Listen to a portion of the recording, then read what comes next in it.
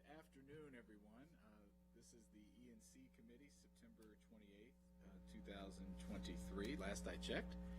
And we're thankful for everyone joining us. We have two items on the agenda today. I'm the chair, Will Jawando, and I'm joined by my colleagues, council members Albernaz and Mink. And we are going to discuss with Montgomery County Public Schools and the Montgomery County Board of Education. Wrong flyer there. We're not going to do that. That's something, and that's something later.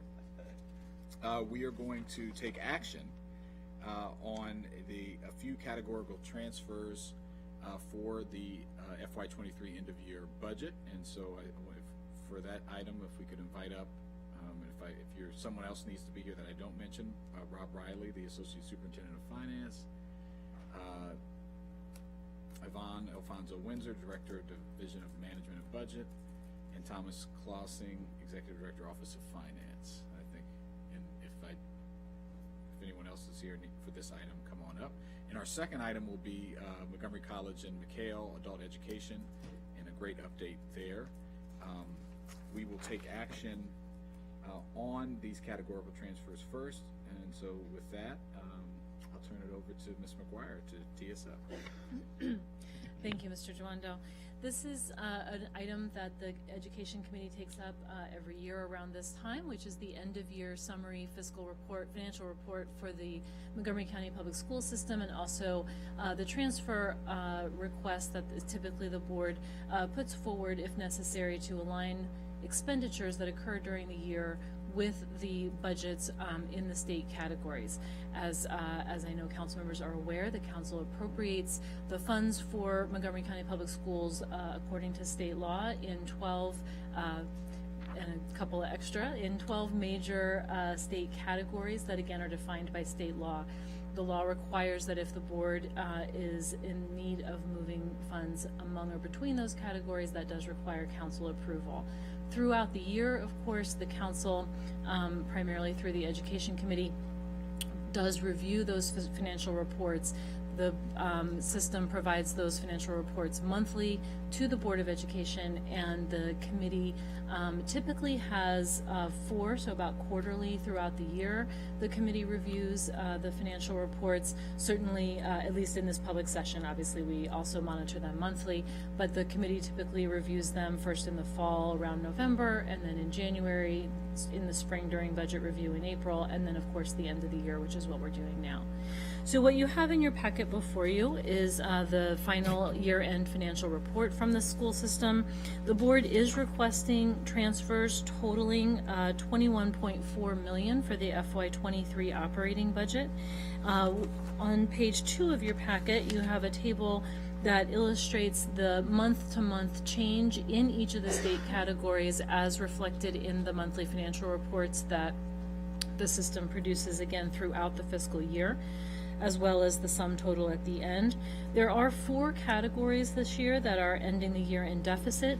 Category 9, student transportation, is ending with a category deficit of $1.65 million, primarily due to higher than expected fuel costs. Category 10, operation of plant and equipment, is ending with a 3.1. I'm sorry, no, the 3.1 previous category deficit has improved to just right around $900,000 as a result of reimbursements from the community use of public facilities for use of the school facilities. Category 11, maintenance of plant, has a $2 million deficit primarily related to inflationary cost increases. And category 12, fixed charges, that's the name of the category that holds the benefit costs for the school system. This category deficit does reflect an action that the school system informed the committee and the council of earlier this year, which was to make additional contribution to the employee benefit fund. That additional contribution was made as a one-time effort to strengthen the fiscal health of the fund. And again, when the system realized that that was going to be possible within their end-of-year funding, they did alert the council and the Ed Committee earlier this year. So council staff does recommend approval of the categorical transfers as requested by the board. I would just highlight that we've also put into your packet some additional some additional trend information regarding categorical transfers and category expenditures over the past 10 years. There's a, there's a table on the last page of your packet that shows where the transfers have come and gone over the last 10 years. One trend that I think we would note there is that typically it does appear that if there are deficits, they are occurring in the operational categories, and that often that's where those additional costs may be incurred during the year, and that if they do, obviously they are made up from surpluses in some of the other categories, primarily the instructional salaries and other categories. We've also just put, again, instructional categories, which is category 3, and special education, which is category 6. Together, those are really the two categories that have the bulk of the instructional costs and all of the teachers. And so that's, together, that's 17,405 FTE of the 24,496 total FTE. So again, just to highlight that those are obviously very large categories. They also are, because there are so many positions there, those are going to be categories where any turnover or other personnel patterns that occur during the year are certainly going to be very visible there. We did provide, again, 10 years of the year-end category totals in those two categories on page 4 of your packet, just for context, and again, just to sort of show the patterns that have occurred in those categories over time. Thank you, Ms. McGuire. From friends at MCPS, anything to add? I have a couple of questions, but okay, great. So I'll jump in. I think appreciate the packet as always and the information. Just on the so there was a early spending cutoff in April, correct? And did that result in any instructional positions not being filled? No, just to be clear, when we're moving money from a category, we don't stop hiring and we don't stop trying to fill positions, right? So that's more along the lines when we do that early spending cutoff for an accounting purposes, because we have a short time frame before when we close the books and when we have to produce our annual financial report, audited report. So it's more along the lines of helping us with those accounting procedures. That's what I figured. I always like to ask the question that if someone who was a layperson reading the packet read it, would want to maybe say, oh, well, what is this? What does this mean? The other one I had was about the healthcare service provider, the benefit plan fund that is talked about in here. So we switched to a new service provider, right? Correct. And how has that gone? Or I don't know if we have the right people here to talk about that. Yeah. Okay, I think So we when we did make that switch, we went through an RFP, which we do every 4 or 5 years for healthcare. The estimated savings were somewhere between $10 and $11 million. Came in two pieces. One of it was a reduction in admin fees of $5 million, which we saw right away. The other is a reduction in claims, which we are seeing. The provider kind of waits for a year to kind of wait for the dust to settle and kind of substantiate those savings. But we are seeing that as well too.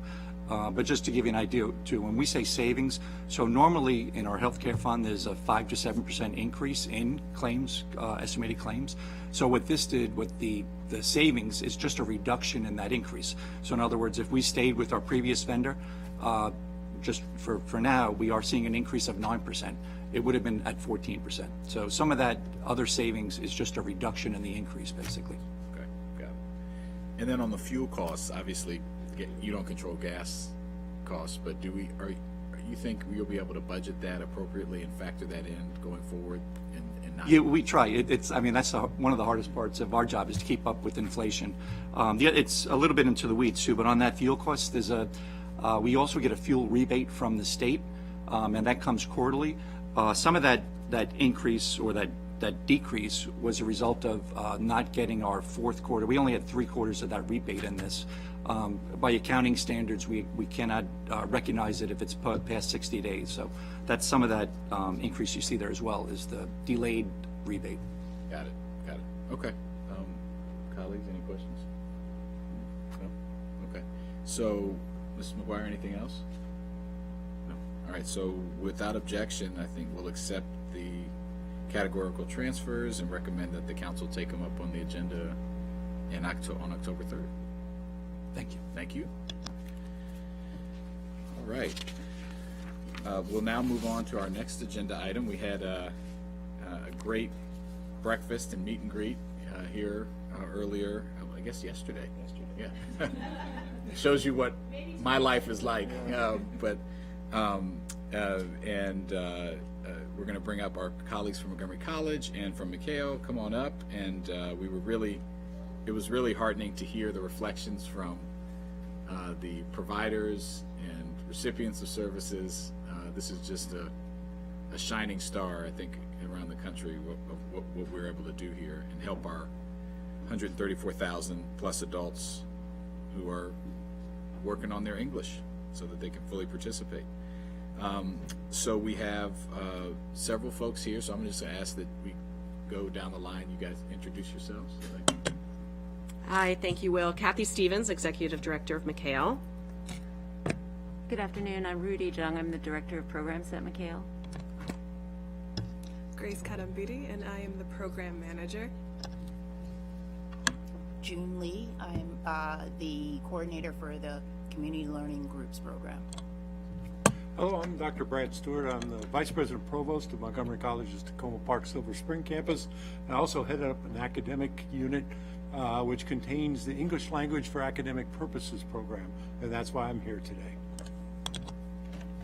And I'm Dr. Donna Canarney. I'm a Dean of Instruction and Workforce Development, and my particular area is the Adult ESOL and Basic Skills for College and Careers. Wonderful. Well, welcome to all of you. I think we have a presentation from McHale, right? We'll start with that. Ms. Stevens? Sure. Thank you so much. It's so nice to be here, especially with our friends from Montgomery College.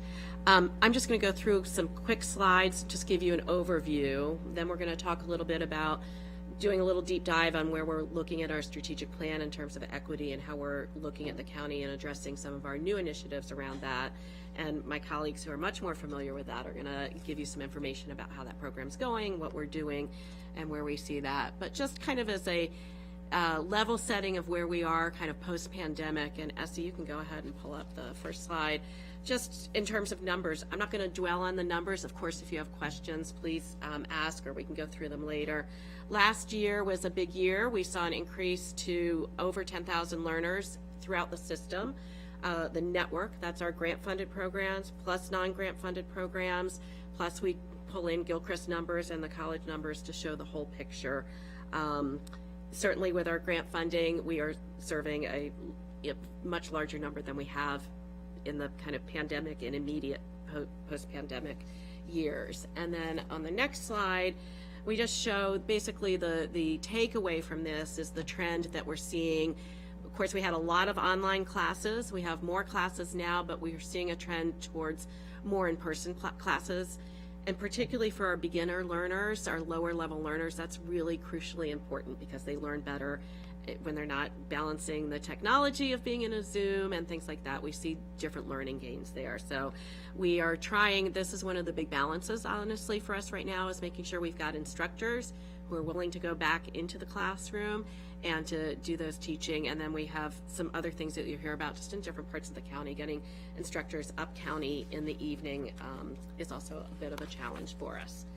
And we also, as you know, McHale's always very conscious about our outputs, our data, our numbers, but outcomes. What is changing for not only the learners, but as you know, one of our roles is to make sure that programs are progressing, that we have improvement in what they're doing, that they're always self-reflecting on what they're doing. So the learner progress, this is just a snapshot from our data from the last fiscal year, FY23, where the learners are identifying the goal that they're working on through our grant-funded programs, through the county-funded programs, and where they're seeing changes in their abilities. So this just shows, again, I think pretty high progress towards goals, and we continue to want to track that and hold the grant partners accountable for tracking that, so we make sure things are working, seeing change. And then lastly, certainly with the range of programs and the grants we give out, we always want to make sure that there's progress, particularly as we're bringing in new programs into grant funding, making sure that they're building strong, robust programs that the literature, the TESOL standards say lead to learning outcomes, learning gains, well-organized programs, well-funded teaching leads to better gains. And so on this, you can see what we've charted is the number of our grant-funded programs, which TESOL standard they choose to work on, and then how they make progress on that. So that's just a brief overview. So really the takeaways that I would say, post-pandemic, we're back, I think, seeing numbers that we did pre-pandemic. You all know the immigration patterns in our county are changing. We're having more arrivals, more refugees, obviously due to the world situations and conflicts, and we are trying to work with as many partners as we can to make sure that we are meeting as many groups as possible on that. And so I would say everything's trending for us in the right direction, and we're really thinking through how we're continuing to meet all the demand, also with an eye to equity. And our recent strategic plan, we have a lot of that baked in and built in. We're going to dive a little bit into a focus area on that today. And so Rudy's going to take us through a bit of a map that we have, and we'll talk about some details there in terms of the tools that we're using. Of course. Thanks. I just wanted to make sure that I understood one of these. Can we go back one more before this? So this is, could you say again, these are the percentages of what exactly? These are the percentages of learners that have achieved the goal in that area. So take a look at the purple one, increased ability to use English in daily living. So if the learners who identified that as their goal, 90.09% have That's awesome. made progress there. That's awesome. That's great. So it's like they're presented with this list of goals, and they say, which ones have you made, do you feel that you've made gains in? And then They're working actually at the beginning of class with the instructor to kind of set that. So there's the focus in working on that. Got it. Okay. Thanks. And then when we look at the next slide, then that's representing that data in a slightly different way. Yeah, the next slide is really looking at program improvement. Oh, okay. I see. Making sure that a program's got, if they want to work on improving their curriculum or their instructional materials or their recruitment, intake, and orientation, that they're working on that with their program to, again, enhance the experience, not only for the learners, but for the whole program. Got it. Instructors, program administrators as well. Thank you. Great question. Thank you, Kristen. All right, so we'll turn to Rudy now, and I think the map link. Yes, thank you, Essie. That's all right. So for the last several years, Mikhail has been using mapping actually to see how well the coalition is serving the limited English proficient population in the county. But we just wanted to share with you briefly a new tool that we've developed.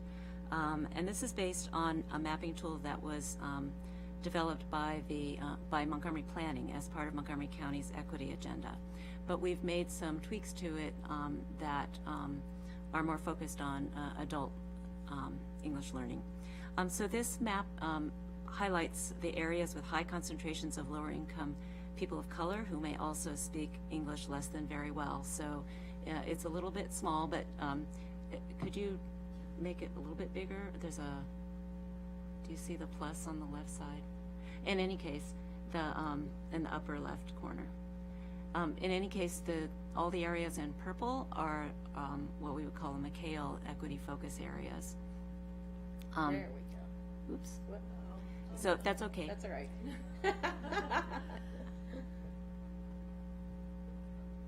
That's okay. We can just continue.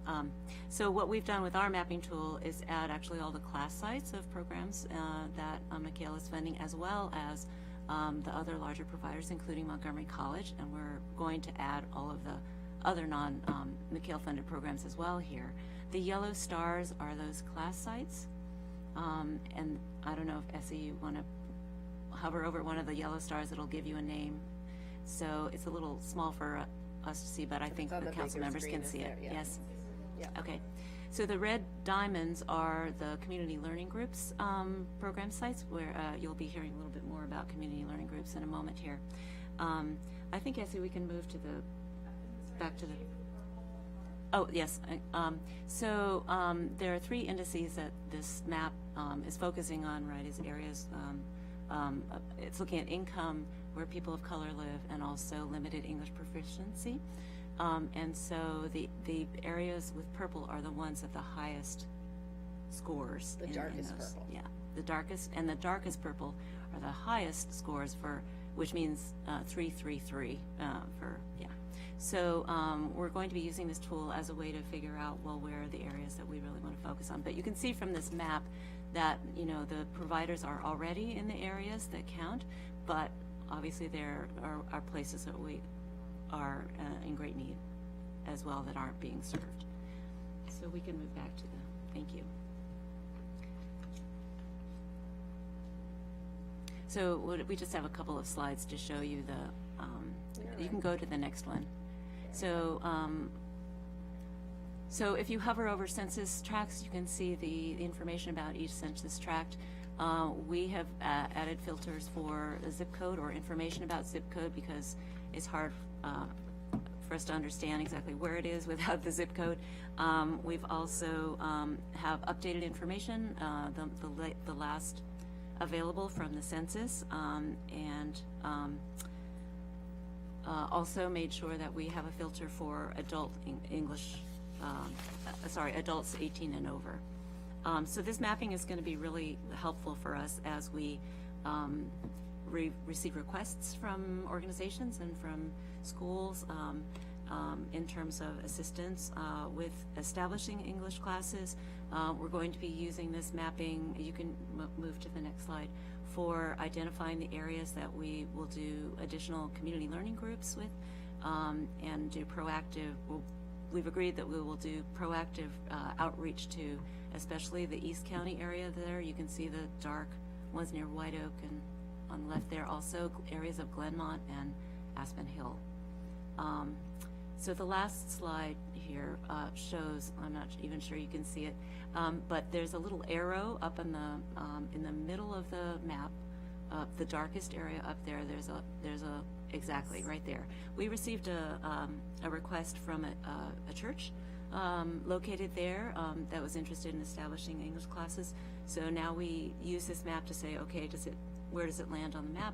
And it's definitely right there, and so we're more likely to have to offer a community learning group there. So Go ahead, Councilman May. I'm sorry, can you remind me what the red squares are again? those are places where we've already had community learning groups. I think they were FY23 last fiscal year. Okay. Oh, but we don't anymore. Some of them are continuing. Yeah.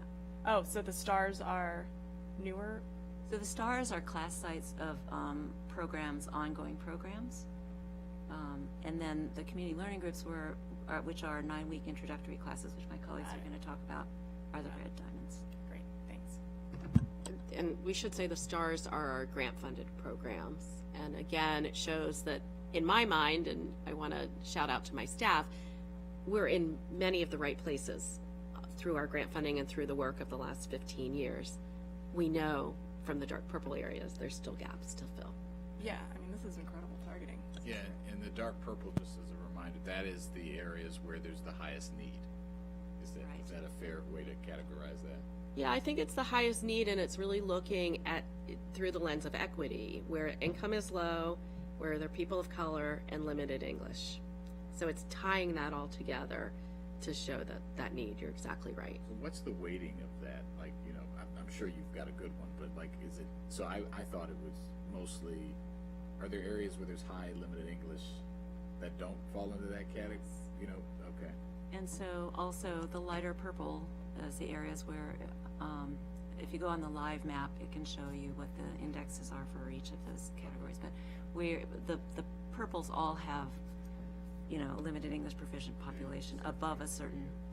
So, and we use basically the Montgomery planning methodology.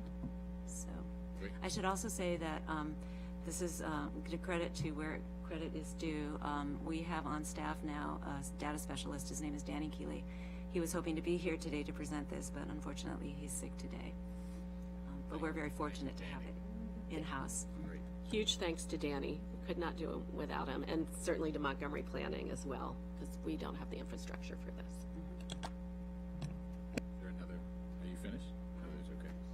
I'd like to hand it over to my colleagues to talk about the community learning Let groups. me, do we want to, we can take all questions together. How long is your presentation? Is it relatively short? Okay, so if you guys are fine, we'll just wait and do it all together. Yeah, so let's keep rolling. Yeah, here we go, thank you. Yeah. I wanted to give you a bit of an overview of what the Community Learning Group, which is CLG for short, some of the objectives that we have for the CLGs are that they are going to help learners in underserved areas to find a pathway for English study.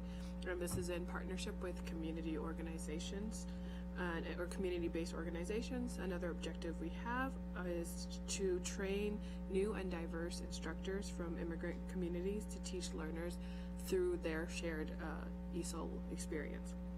And another objective is we want to nurture organizations who have capacity and sustainability to offer the English classes to their own communities. And so this program has more of a two-pronged approach. You have the CLG classes on one hand, and then you have the instructor training on the other hand.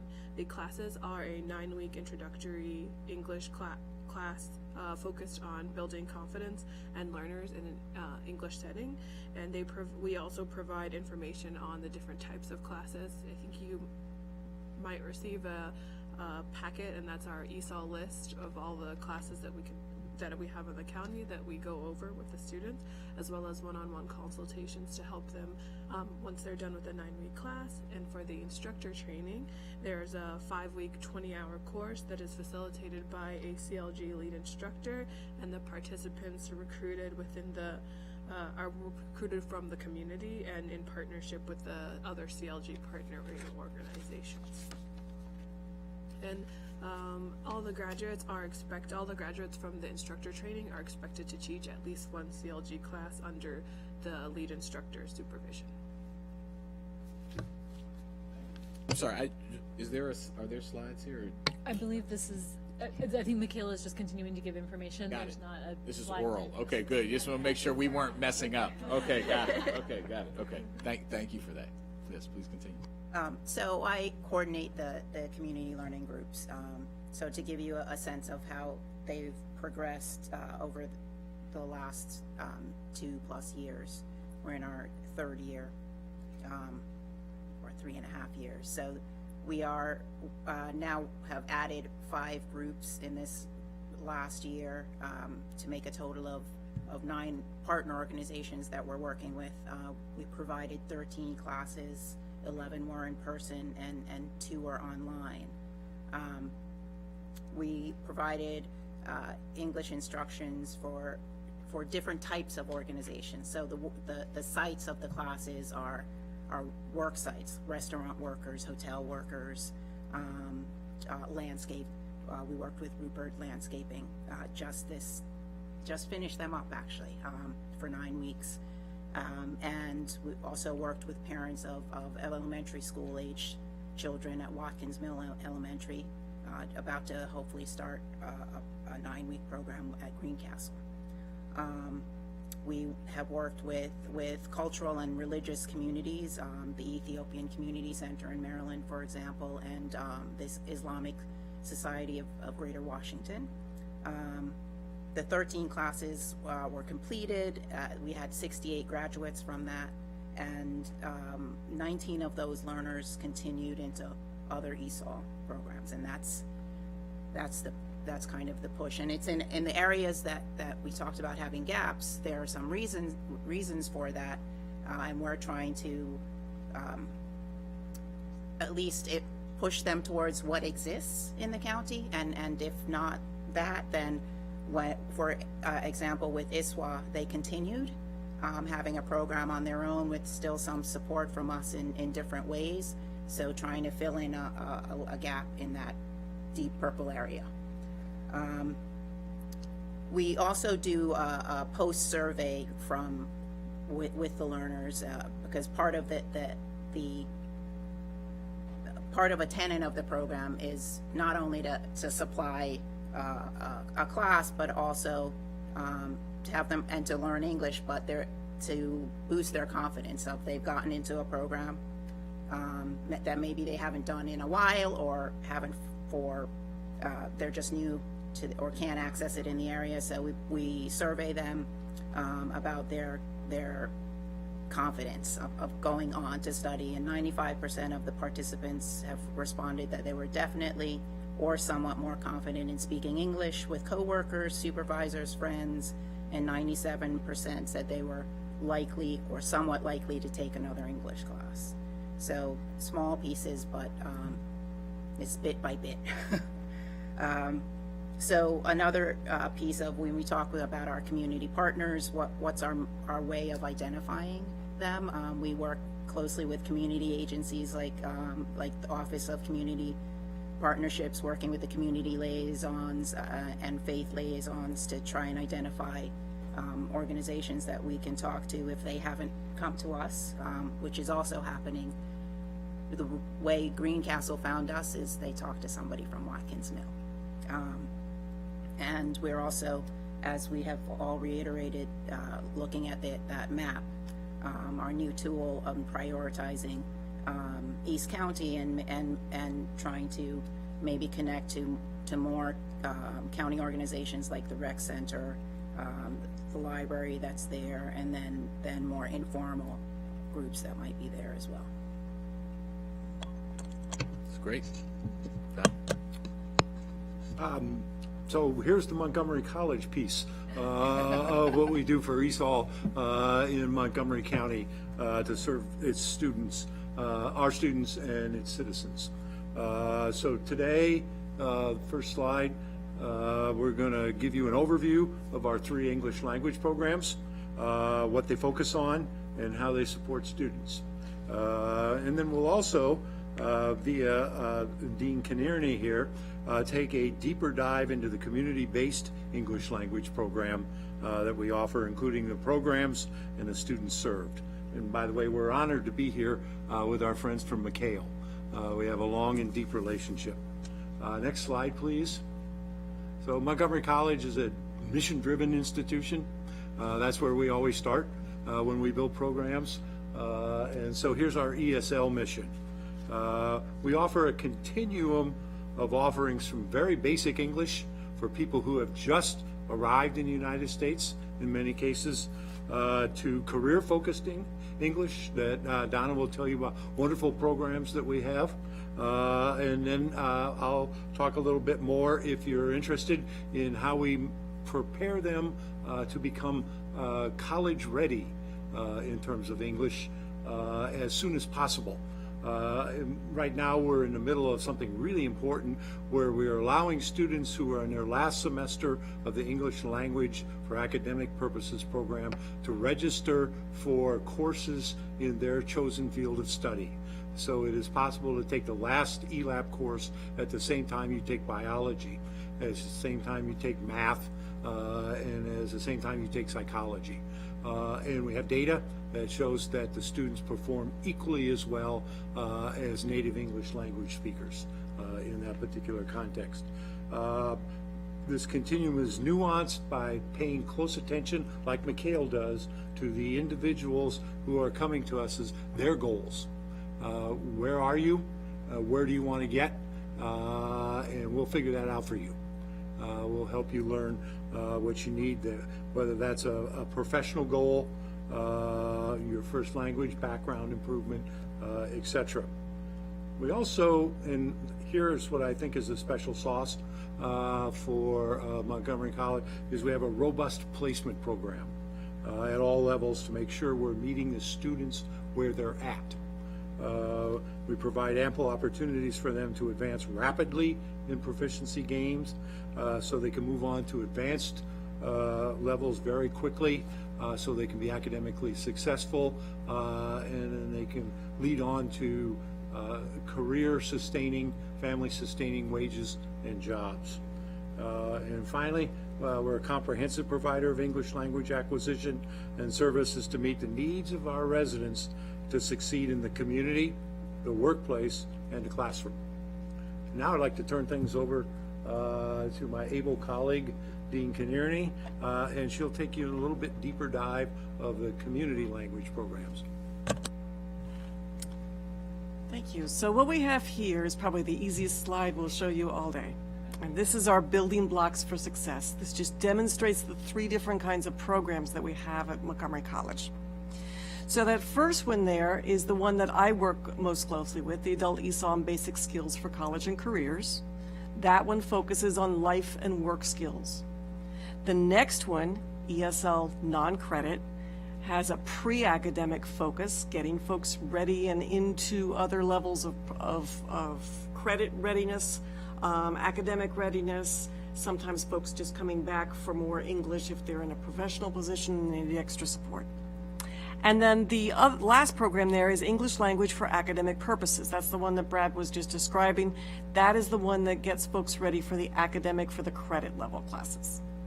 So what we'll do now is we'll do a little bit deeper a dive on the next slide, Essie. Here we go. I hope you can see that from there. Okay, good. You see the same three classes, the same three programs are down the side. Just a couple of notes here, what the funding looks like for each of these areas. The ones there on the top in my unit are all grant funded. We have federal, state, and local funding for those programs. The other two are tuition or federal financial aid funded. That's how that works. You can see the different foci that we just talked about. The ones in my area have the largest expanse. We're going to go more into those in a second here. We have the pre-academic and the academic skills. You see the targeted students. And then the supports. The supports are similar across lots of programs.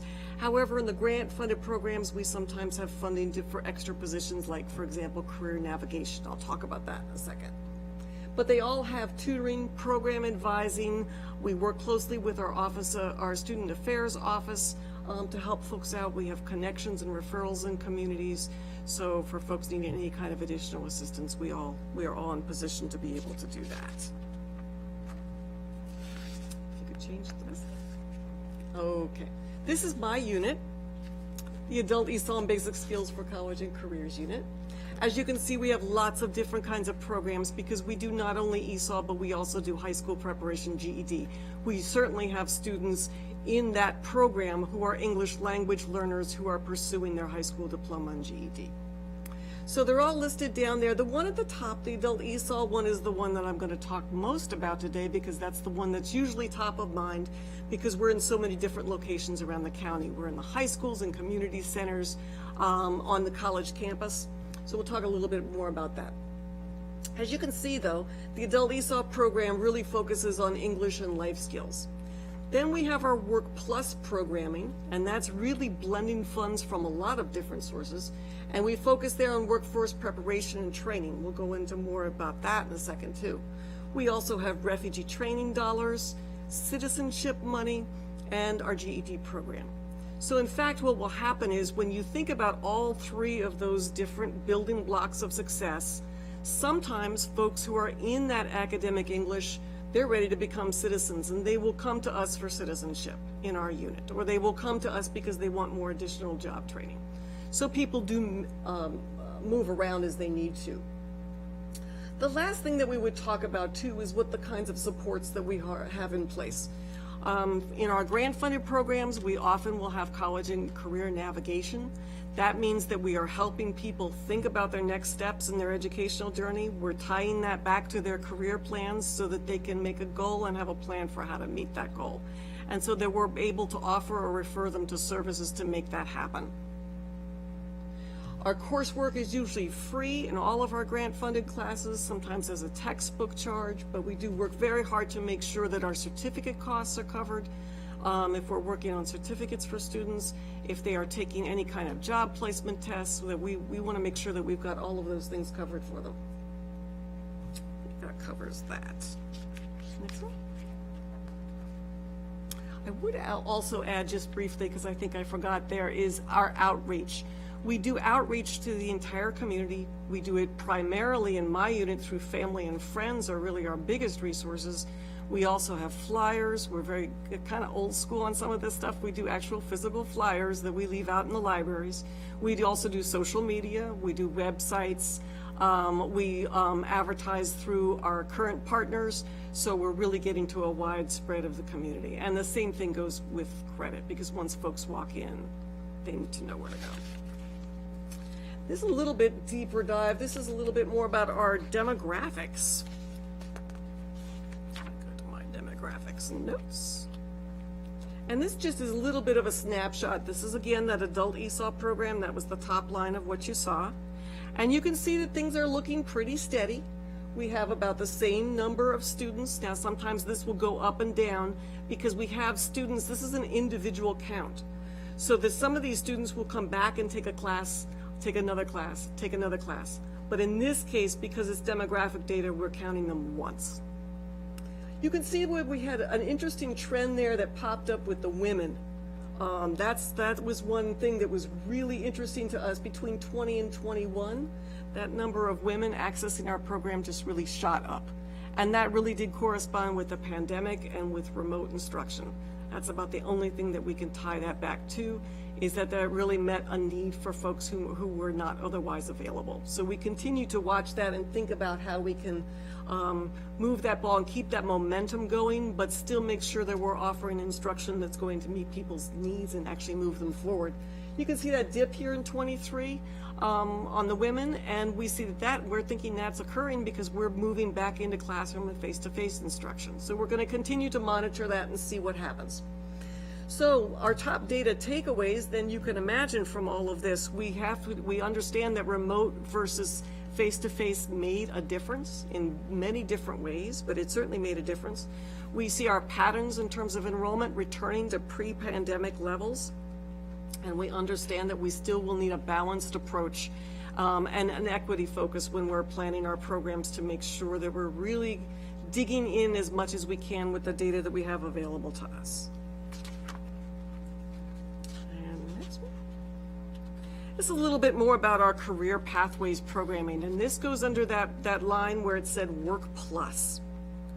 So if you take a look at this, if you can imagine you're a student coming in, maybe you're at a beginning level, you might be over here and you might be in our American ESOL for the American workplace kinds of classes, very general kinds of classes, but definitely a workforce focus. Then you might be ready, if you would go back, thank you. Then you might have decided upon at least a sector area at that point. Maybe you don't know yet which jobs are available, but you know you were in healthcare in your country. Then an option for you might be to go into our ESOL for healthcare jobs. Okay, healthcare jobs program. Yeah, it's all good. It's a hint. It's a hint. Oh, is that what it is? Okay, that means talk faster. I got you.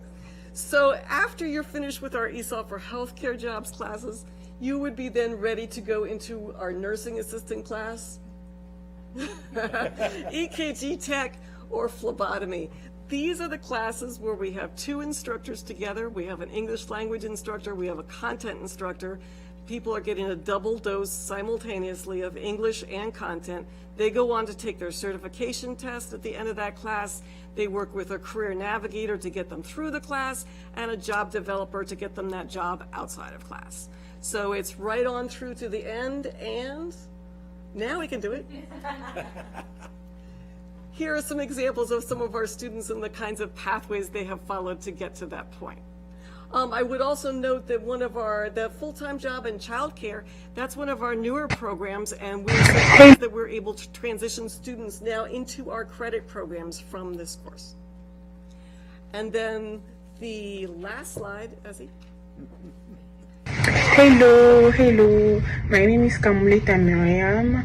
I'm a phlebotomist technician. I got my certification in May 2023. So I want just to show you my experience, how I got in this program. So I got the link from my aunt. She sent me that link, like, just try. And I tried. We had a Zoom meeting with Mr. Boye. I'm sorry if I didn't pronounce correctly the name. And after that, she explained the program to us. She said if you want to enroll, you can enroll. So I enrolled in that program. I passed my oral test, my writing test, and when they tell me that I can start the classes, I start the class with Mr. Salmon and Mr. Faith. Honestly, for me, these two teachers was the best I had. They really make studying easily for us. They really make easy our way of studying, and that was really helpful. So after that, after my certificate, I passed like my certification, and the program pays to pass my national certification. I passed my certification, and when I passed my certification, like I wait like a little bit, like to get job. I get some interview. Honestly, I get many interview. Mrs. Fabiana helped us with the resume.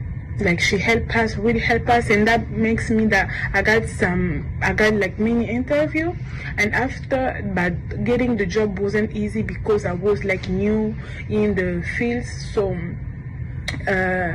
I'm working at Advanced Healthcare, like it's Quest and Advanced Healthcare, but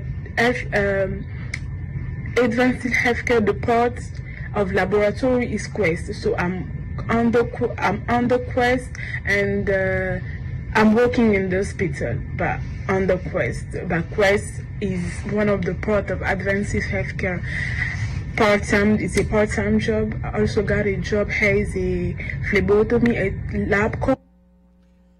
So Miriam works for Quest and for LabCorp.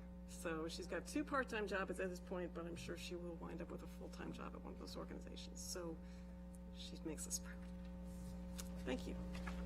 Thank you very much. That was a great way to end. And Miriam, if you're watching, we're proud of you, and that's awesome. And it was very clear from the video how well the program worked, because you had lots. Said all the right things. Yeah, lots to say. And you could tell it wasn't coached.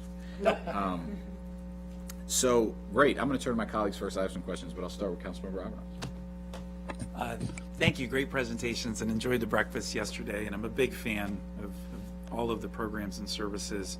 I just had a question about capacity. So I know supply and demand has been a consistent, ongoing challenge, recruiting both teachers and volunteers to match up with the demand. If we could dive a little bit more into that supply and demand issue from all perspectives, that'd be great. I mean, I'll kick it off, but I'll ask Rudy to talk about our capacity in the community learning groups area. But we continue to hear from our grant partners that they are seeing more people, like the college, kind of coming back, needing classes. Just an interesting note, we have the exact same data trend with our women in classes. I'm not sure we've seen a little drop off, but we did see that in terms of, we think, being able to go for online classes. But the capacity, it's a real issue, right, in terms of, and this is why we're trying to recruit and train more instructors in the community, so there's more connection and people have a point of trust as well. As I think you know from our grant process, every year we can't meet all the capacity that the grant partners say they have, but we're continuing to figure out creative ways, of course, to meet that and get people on different pathways. And maybe Rudy, you can talk a little bit about the community learning group, what we think we can do each year in terms of meeting that capacity. Sure. We are planning to do 16 community learning groups this year, and we did 13 last year. That's about what we can do at our current staff level.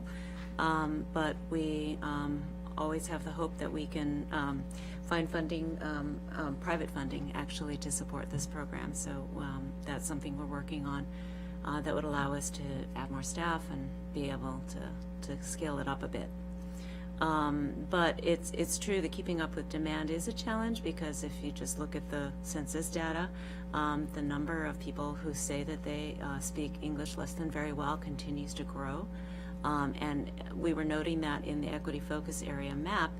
If you looked at the one from the time that Montgomery Planning did theirs, and then with the newest data available already, there's a great increase in the number of equity focus areas. And the other side of it, as you've mentioned, is the training of instructors. Not only are we working on training instructors through the CLG program, but we're focusing on really kind of doing a deeper dive on what is behind the shortage and trying to figure out how we can get more people interested in it as a career, especially as a part-time possibility for people. And then working with programs to try to connect them with people as they're coming through training programs, like the TED program at Montgomery College. Thank you. College. So Donna and I spend part of our day every day planning on how to fit all of these courses and these programs into our new East County Education Center location. So as soon as that opens, all of the ESOL services that the college offers will be ready to go for that community, and my new friend Cicero Salas, Jeru Bandu, and the whole crowd over there making sure that we're going to be open as soon as possible, and we'll be welcoming those students into the college in the ELAP program in particular. I just looked at some numbers yesterday. We have over 1,000 seats available in the ELAP courses for our students in writing, reading, and an integrated course, capstone course. And those are 90% full this semester. But we're also planning in conjunction with that program to grow as soon as we need to. So that part of it works very well. Donna is a grant-getting machine. And I'll let her talk a little bit about how she can expand her capacity by finding grant tuition. And I also forgot to say thank you to you all for what you do for Montgomery College to fund those programs for us. Indeed. I think a couple of issues are at play for us. Coming out of the pandemic, we've certainly seen staffing patterns change. We do not have everybody wanting to go back into the classroom yet. And so it has been harder to staff our face-to-face classes. That's getting better over time, but we still have a significant wait list for our face-to-face classes. And the same thing goes for our workforce classes too. Getting the content instructors coming back, re-engaging has been a challenge. But that is coming back, and I have every expectation that that's going to get better over time. Thank you. That's really, go ahead. Just want to add, I mean, we're certainly seeing the same things in terms of instructors, but just in terms of grant funding, we are, one of the other reasons we think our community learning groups are successful is it does offer us a new opportunity to leverage some private funding, and we have it's not necessarily a community learning group, but we do have a grant this year where we're working on 3 classes for the Latino Child Care Association of Maryland. Do I have the number of classes right? 3? 3 sessions of 3 classes each. 3 sessions of 3 classes each, 9 classes total. So we're working that angle as well. And we have started applying for some national grants too. We didn't get the biggest one we just applied for, but we're out there looking for those and trying to expand our capacity to help leverage and make the county funding go further as well. Thank you. Just to connect the dots, so in the Health and Human Services Committee, we keep talking about capacity issues within the healthcare industry as a whole, particularly as it relates to providing staff and support for our aging and disability community.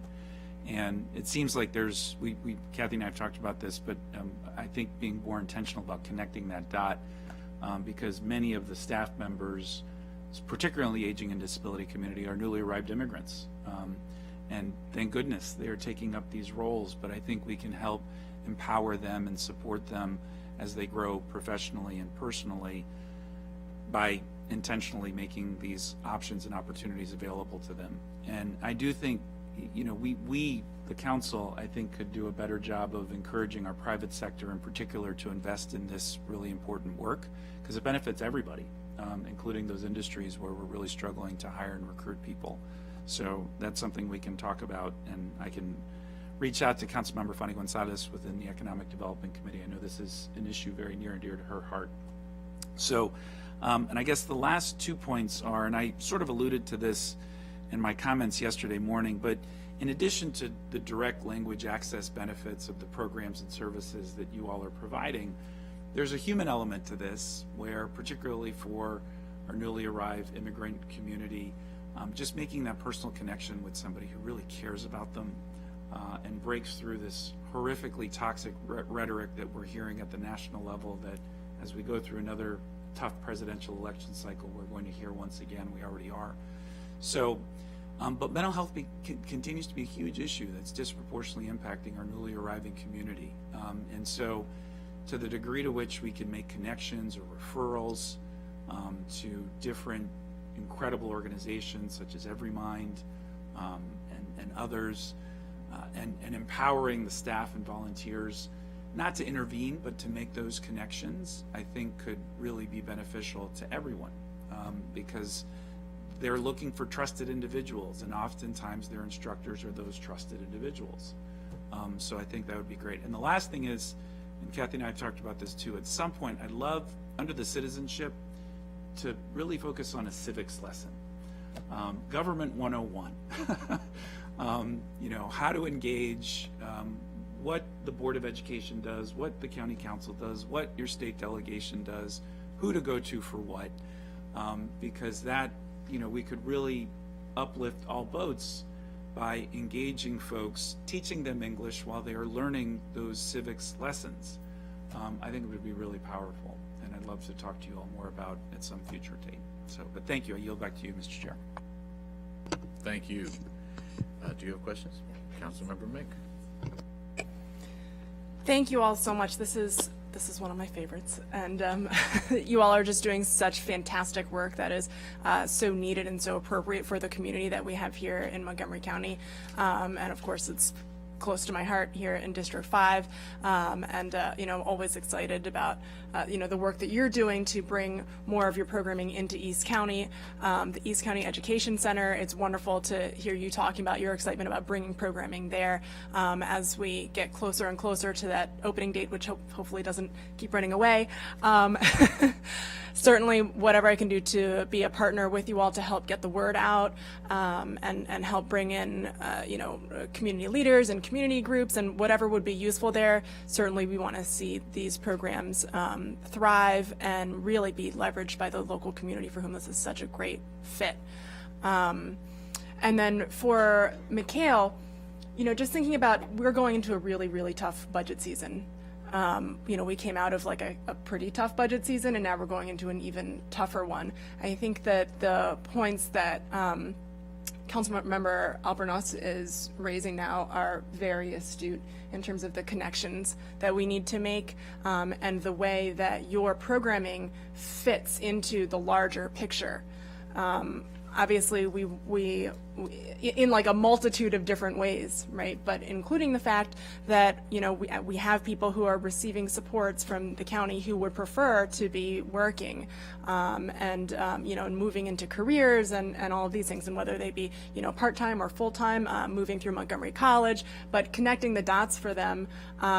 You know, the county is making an investment in them in multiple ways, and if they are ready and excited to move in this path, that's the kind of support that we want to be moving them into. And so, you know, just as we look toward that budget season, I know that everyone here in front of us, that you all are very reasonable with your requests, and you know that the position that we're in on the county side, and we can truly only do so much. And but just thinking about it in terms of like, the money is going to be going to programming to support, you know, these populations, and we have the same long-term goals that I think they have and that you all have. So I think the question is like, where do we put the money into which of these programs to make sure that we are reaching the right people at the right time? We don't want to be leaving an opportunity on the table where we have the person who says, if there's space in this class, and if there's an instructor available, and if the classroom space is there, then I would rather be doing that, and a year from now I'm going to be in this career field, and instead we are supporting them in other ways. So just making sure that we are connecting the dots, as Councilmember Albornoz mentioned, and having those communications, and really taking a good look at the data and at the opportunities in front of us to ensure that we are, you know, meeting the opportunity there when it comes to making that budget request. Thank you. Really great points from both of my colleagues. I have a couple of questions. I also love this work, and it's one of those things every year. Kathy knows we've always like, how do we do more? How do we, what's the strategic plan to do more? And you have done more, but obviously there continues to be need. Just a couple of basic questions. So how long normally are folks in the program, and does it take, I know they start at different levels of proficiency, but is there an average, you know, time needed for a student to gain proficiency that you see over the thousands of folks that you work with? Well, I see Donna shaking her head, and it is a wild card. And Donna probably has more expertise than I do, but it does depend. And, you know, I think years ago when I first started this work, you know, on average, it takes an adult 7 years to become proficient. But there's so many factors with someone's family, job situation, the economy, all those kinds of things, and where people get to a point where they think, okay, I've got enough for now, but I really need to be working more hours in the day, or my childcare situation has changed, or family situation in a home country has changed. So I'm not sure I've got a typical answer. How are folks staying in the program? Then let's start with that. I know it's not a program; it's many programs. Programs, yeah. But do you track that type of data, like, you know, what the average? Is that not something That that's would be a reported? question for individual programs. Individual programs, okay. And we can ask. I am sure there Even are if it's some. survey data, I think it'd just be good to anecdotally know. You can anecdotally do that, because I think there's some programs who have a sense of that anecdotally and may be more sophisticated in how long they've been collecting data and things. It's an interesting question. It's kind of connected to a theme of questions I want to ask around the outreach, right? Like around how we're getting. So when I saw the women data, there's two sides of that coin. One, it went up during COVID, but then the men went down, and the men are just consistently at a kind of hovering around 40% or less. It looks like, if I remember the slide data. So on both sides of that question, is there anything that you've heard about why, you know, that you're not seeing as much adoption? And are we doing is anyone doing any targeted outreach for the male population, for example, to try to get those numbers up, or in this case, for the female population that has dipped as we've come out of COVID? Is there anything anyone can share on any of that? We haven't done any targeted outreach to the different groups there, but that's an interesting idea. And the best explanation that we could come up with was the childcare situation. That was the biggest marker. But it was very interesting to us, and so it's also interesting to us is why are the men coming back at this point? We see that the folks who are in the lower levels of English do better with the face-to-face because they simply don't have the technology skills in place. So there may be some interface with that. We just don't have enough information to know everything. Education levels have been pretty stable. We've watched that and wondered that, but we don't have the data capacity to be able to dig down and get the information on who are those people who are returning, because we'd love to have that information too. Yeah. Yes, go ahead. I just might add on, I echo a lot of what Donna says, and I think there's some broader societal themes too during the pandemic, or not during the pandemic. Men's wages tend to be higher than women, so the men are working, you know, can bring home more money if they're working and not going to class. I don't know that that plays across all career paths or career areas, but I think that's certainly an underlying societal point that's there. And I think we've tied it to the availability of not having to get childcare and women being able to do all the things at home while they're at class as well. We have not done any targeted outreach, though I will say, as we've just been doing 2 community learning groups with landscaping companies where the employees are predominantly men, and those have gone well. At the same time, we're doing classes for childcare workers where it's predominantly women. So I'm not sure I've got the best answer either, but it would be interesting data if we could get it. Maybe like a focus group with the landscaping group, with each of those sets, and say like, well, what are the barriers and why did you come? What were the barriers before? You know, I think that would just be interesting to my colleagues' points of figuring out how to get the most bang for our buck and coordinate services. I think knowing our clients, the things that are getting in the way or helping them to participate is really important. I'm glad you mentioned childcare, because one of the instructors yesterday, and I know this is a common theme, when we had our meeting, shared that the child care support during the in-person classes was something that was a big factor for whether a lot of people could participate in person. How's that going? Is there more support needed there? I know some programs have it, some don't. What can you tell us about that? So many of our grant-funded programs do provide childcare alongside with the classes. Some of those, I think you heard from some of the folks yesterday, they're short on childcare workers, and through their funding with us, they had to make decisions about where they're going to put funding, and so sometimes they're looking for volunteer childcare during those times too. And someone yesterday, either after, maybe it was Grace, it was my colleague Grace, came up with a great idea. Do you want to talk about it a little bit? Yeah. I was talking about how Montgomery College has a robust childhood education club and just a program. So seeing if there's a way to connect the organizations that are doing ESOL with the childcare, the people that are taking childcare classes, particularly people who are doing their CDA who need hours in order to get their CDA.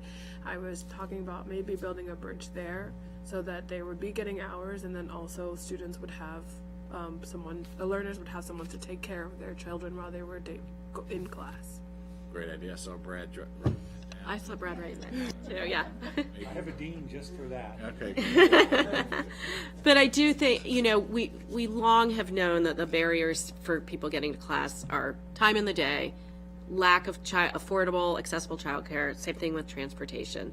And childcare is one that, we have a childcare focus in the county. We know we want to do more with that. So there's some easy solutions like that. And this is why I'm very glad I have really good staff who come up with these ideas and know more than I do about these things. That's great. I mean, in so many ways, it's reflective of all the challenges that we're facing in many other areas. Well, this is awesome. Colleagues, any other thoughts or questions? Councilmember Mink? Yeah.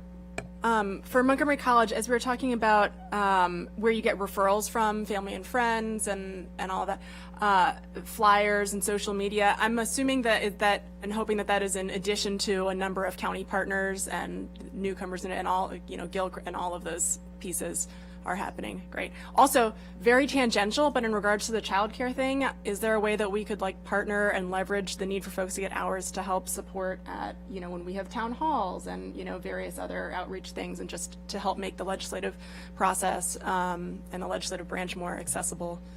Not relevant to what we're talking about, but just wanted to put it out there for follow-up.